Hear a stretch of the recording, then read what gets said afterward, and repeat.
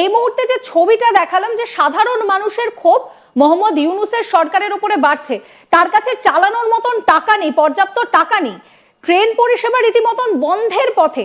আর যখন এই যে ট্রেন পরিষেবা বা যে কোনো গণপরিবহনের উপরে যখন এফেক্ট পড়ে, তখন কিন্তু একটা সরকারের যা পরিস্থিতি হয় সেই ছবিটাই আমরা এই মুহূর্তে দেখতে পাচ্ছি, তাই না? প্রথমে ধন্যবাদ আজ তাক বাংলাকে। একটা মানে আলোচনা শুরু করার আগে একটা বিষয় বলি আপনাকে, কিছু স্ট্যাটিস্টিক দিচ্ছি আপনাকে। বাংলাদেশে এই মুহূর্তে রেল যে লেংথ আছে এটা 3600 কিলোমিটার, 3600 কিলোমিটারের মতো বাংলাদেশের রেল লাইন আছে। এর মধ্যে আপনার আমি যদি হিসাব করি, আপনার রেল স্টেশন আছে প্রায় 460 রেল স্টেশন আছে। এবং এই মুহূর্তে আপনার বার্ষিক প্রতি বছরে প্রায় 6 কোটি মানুষ এই ট্রেনে যাতায়াত করে। আপনি সংখ্যাটা দেখুন, এক বছরে 6 কোটি, মানে 60 মিলিয়ন, হ্যাঁ 60 মিলিয়ন প্যাসেঞ্জার, মানে 6 কোটি যদি বলি আমি, 6 কোটি মানুষ এই রেলে যোগাযোগ করে। এবং আপনি জানেন বাংলাদেশের পরিবহন ব্যবস্থা রেলের উপরে কতটা নির্ভরশীল। এবং আরেকটা জিনিস হলো যে আপনাকে রেলে মোটামুটি 28 থেকে 30,000 টোটাল স্টাফ আছে। এর মধ্যে রানিং স্টাফ যারা এই হরতালটা ডাক দিচ্ছে, তাদের রানিং স্টাফের সংখ্যা মোটামুটি 15,000-এর মতো। তো এই 15,000 যে রানিং স্টাফ আছে, এই রানিং স্টাফরাই কিন্তু হরতালটা ডাকলো। এখন আপনি দেখুন যে যদি বাংলাদেশের রেল যোগাযোগ বন্ধ হয়, নানাভাবে এটা কিন্তু এটা অর্থনীতিতে ইম্প্যাক্ট হবে, বাংলাদেশের অর্থনীতিতে এটা বিশাল একটা ইম্প্যাক্ট করবে। এটা যদি কন্টিনিউয়াসটা যদি থাকে। আজকে দেখেন প্রথম দিনই আপনি দেখতে পেয়েছেন যে কি অবস্থা বাংলাদেশে বর্তমানে। এটা যদি 7 দিন চলে, তো বাংলাদেশ পুরোপুরি পরিবহন ব্যবস্থার সাথে সাথে অর্থনৈতিকভাবে বাংলাদেশ ভেঙে পড়বে। এমনিতেই সুশান্ত দা, বাংলাদেশের যা পরিস্থিতি, আর্থিক যা পরিস্থিতি, তাতে নুনান্তে পান্তা ফুরোনোর মতন অবস্থা হয়ে রয়েছে। তার মধ্যে যদি এই রকম ভাবে আপনি যেটা বলছেন যে 7 দিনও যদি চলে, তাহলে তো সেই অবস্থা আরো শোচনীয় হয়ে যাবে। হ্যাঁ, এইটাই বললাম। আমি যদি ওয়ান বাই ওয়ান বলি যে কি কি অবস্থা হইতে পারে, ধরেন পরিবহনের কথা যদি আমরা বলি, যে এই যে বাংলাদেশের অন্যতম মাধ্যম হলো পণ্য পরিবহনের জন্য রেল, এবং রেল হলো একদম চিপ এবং ইজিয়েস্ট ওয়ে।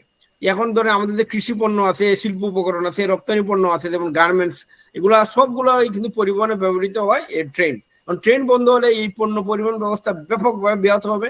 এবং বিকল্প, যদি আমরা অনেকে বিকল্পের কথা বলতেছি, বিকল্প পরিবহন খরচ তো অনেক বেশি, ট্রেনের চেয়ে অনেক বেশি। আর নট অনলি দিস, আপনি দেখেন যে এই যে রপ্তানি কার্যক্রম কিন্তু একটা লেট হবে, মানে বিলম্ব হবে এখন। কারণ যদি এটি কন্টিনিউয়াস থাকে, তাহলে পোশাক শিল্পের মতো যে রপ্তানি নির্ভর যে শিল্পগুলা, এগুলা কিন্তু কমপ্লিটলি নির্ভরশীল ট্রেনের উপরে। কারণ ট্রেনই চট্টগ্রাম বন্দর থেকে এগুলো দ্রুত এবং খুব ইজি কিন্তু এগুলো ঢাকাতে আসে, ঢাকা থেকে এগুলা বিভিন্ন দিকে যায়। তো এই যে বিষয়গুলা মানে কমপ্লিটলি ব্রোকেন ডাউন হয়ে যাবে বাংলাদেশের অর্থনীতি। আর সবচেয়ে বড় বিষয় হচ্ছে কম আয়ের যে মানুষরা আছে, তারা কিন্তু ট্রেনে যাতায়াত করে। যেহেতু ট্রেন সাধারণত বাংলাদেশের কম আয়ের মানুষের জন্য ব্যবহৃত হয় বেশি, তো তারা কিন্তু ব্যাপকভাবে মানসিকভাবে ভেঙে পড়বে। এবং এটা বন্ধ হলে বিকল্প পরিবহন, আমরা যদি বাস বলি, এগুলোতে আপনি জানেন তেল বেশি খরচ হয় এবং স্বাভাবিক জীবনের ব্যয় বেড়ে যাবে। তখন অর্থনৈতিক সংকট একদম ডিপ থেকে ডিপে যাবে আর কি। আর সবচেয়ে বড় কথা, ঢাকার কথাই চিন্তা করেন। মানুষ তো পার্শ্ববর্তী শহরগুলা থেকে কিন্তু ঢাকাতে মানুষ আসে ট্রেনে, তারপরে কাজ করে আবার ফেরত যায়। তো তাদেরও একটা বিশাল একটা ব্যবস্থা হবে। আর অবভিয়াসলি জ্বালানি খাতের উপর একটা বিশাল প্রেশার আসবে, কারণ ট্রেন পরিবহনে কিন্তু তুলনামূলকভাবে কম জ্বালানি লাগে। ধরেন ট্রেন বন্ধ হয়ে গেলে কিন্তু বাস, ট্রাক, ব্যক্তিগত গাড়ির ব্যবহার বেড়ে যাবে, যাতে তেল গ্যাসের চাহিদা বাড়বে। এর ফলে কি হবে, আমদানি ব্যয় বৃদ্ধি পাবে এবং রিজার্ভের উপর ব্যাপক চাপ সৃষ্টি হবে। তো এইভাবে আমি যদি বলতে থাকি অনেকগুলো জিনিস বলা যাবে। তারপরে ধরেন কৃষি এবং গ্রামীণ অর্থনীতিতে একটা বিশাল ইম্প্যাক্ট করবে। কারণ গ্রামীণ কৃষকদের যে উৎপাদিত পণ্য শহরে কিন্তু আসে ট্রেনের মাধ্যমে। কারণ ট্রেন যদি বন্ধ হয়, এই পণ্যগুলা কিন্তু টাউনে আসবে না। টাউনে যদি না আসে, স্বাভাবিকভাবে পণ্য পরিবহন খরচ বাড়বে, জিনিসপত্রের দাম বেড়ে যাবে। আর গ্রামীণ অর্থনীতিতে তো স্বাভাবিকভাবে ট্রেন বন্ধ হলে ব্যবসা বাণিজ্য, উৎপাদন কার্যক্রমে ব্যাপকভাবে নেগেটিভ একটা ইম্প্যাক্ট পড়বে।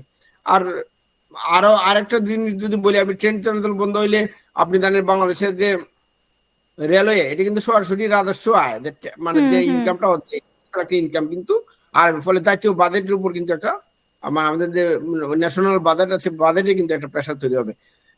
তারপরে যদি আরেকটা বিষয় বলি, চিকিৎসার যে ব্যবস্থাটা, অনেক সাধারণ মানুষ কিন্তু চিকিৎসা সেবা বা অন্যান্য সেবা, অন্যান্য গুরুত্বপূর্ণ কাজে কিন্তু ট্রেনই কিন্তু ভ্রমণ করে। এখন এটা বন্ধ হলে কি হইতে পারে আপনি বুঝতে পারতেছেন।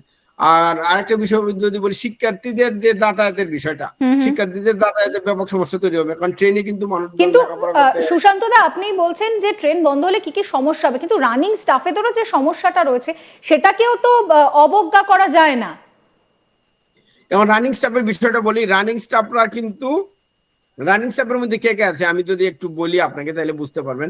এই যে ধরেন যে টিকিট চেকার যারা আছে, তারা কিন্তু আপনার ওই রানিং স্টাফ। তারপরে আপনার গার্ড, টিটি, তারপরে লোকোমাস্টার, হ্যাঁ, এদের এদের বাংলাদেশে বর্তমান আছে, এটাকে বলে বাংলাদেশ রেলওয়ে রানিং স্টাফ ঐক্য পরিষদ। তো তাদের দাবি দাওয়াগুলো দেখলাম, তাদের দাবি দাওয়াগুলো কিন্তু খুবই যৌক্তিক দাবি। এই দাবিগুলো মেনে নেওয়া জরুরি প্রয়োজন।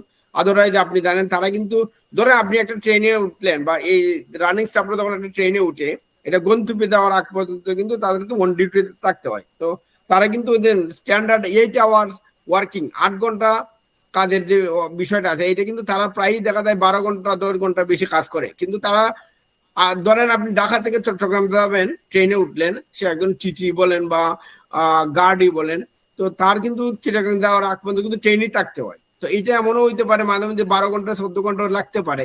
ইন দ্যাট কেস কিন্তু তাকে কন্টিনিউয়াস ডিউটিতে থাকতে হয়। এখন একটা লোক কন্টিনিউয়াস ডিউটি করলো, 8 ঘন্টা বেশি ডিউটি করলো, কিন্তু সে কোনো এটার জন্য এক্সট্রা বেতন ভাতা পায় না। খুব স্বাভাবিক, এক্সট্রা কাজ করলে তার তো এক্সট্রা একটা বেতন লাগবে, এটা তো খুব স্বাভাবিক একটা ন্যাচারাল মানে রুল হওয়া উচিত।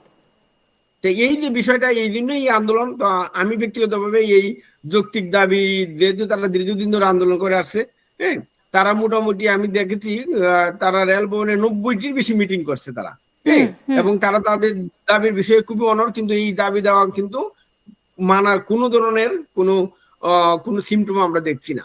কাজে তারা তারা যদিও বলতেছে যে ঐক্য পরিষদ তারা আলোচনা বসতে প্রস্তুত, কিন্তু তাদেরকে ডাকাই হচ্ছে না। এখন একেবারে আপনি দাদা আমার সঙ্গে থাকুন। এই মুহূর্তে দাঁড়িয়ে বাংলাদেশের যা পরিস্থিতি, তাতে অর্থনীতির উপরে চাপ বাড়ছে, খুব স্বাভাবিক। এবং এই যে ট্রেন পরিষেবা, সেটা যদি আজকে প্রথম দিন তার, সেটা যদি 7 দিন হয়ে যায়, তাহলে এইভাবে চলতে থাকলে কি মানে কোটিপতিরা তারা রাস্তায় নেমে ভিক্ষা করবেন?